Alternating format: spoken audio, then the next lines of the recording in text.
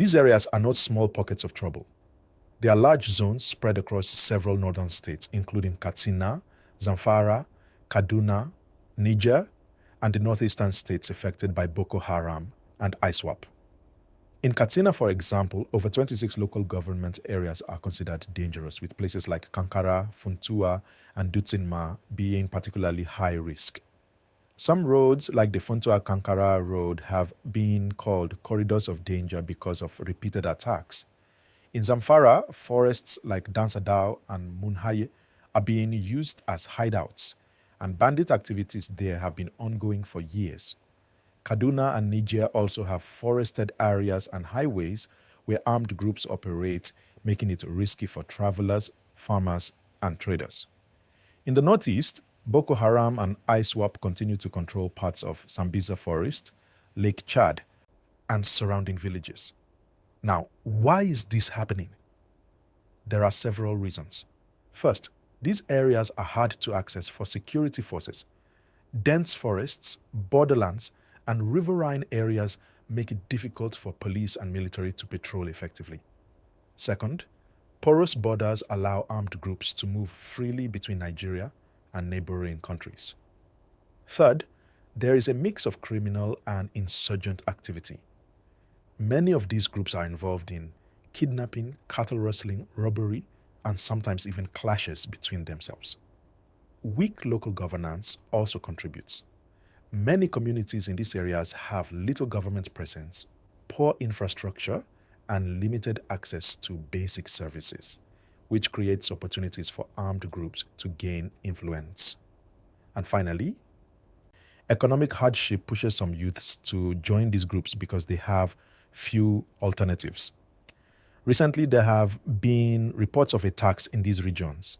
In Zamfara, a security patrol was ambushed and several officers were killed. In the northeast, there were clashes between Boko Haram and ISWAP, leaving hundreds of militants dead. Even outside the deep forests, highways have become dangerous for travelers and traders because of kidnappings and armed robbery. The government has started some actions to tackle the problem. Tactical security teams are being deployed to hotspots, drones and aerial surveillance are used to track movement in forests, and the defense chief has proposed fencing the borders to limit cross-border movement of armed groups. However, experts say these measures are still not enough to fully secure all these high-risk areas. It's important to understand that this is not just a northern problem. When these areas are unsafe, trade, transport, and the economy are affected nationwide. Families live in fear, business activities slow down, and public trust in government decreases. Internationally, Nigeria's image is affected too. Investors and businesses may see the country as unsafe, which can limit opportunities for growth. What can be done? Experts suggest a multi-layered approach. Strengthening local governance and community policing is key.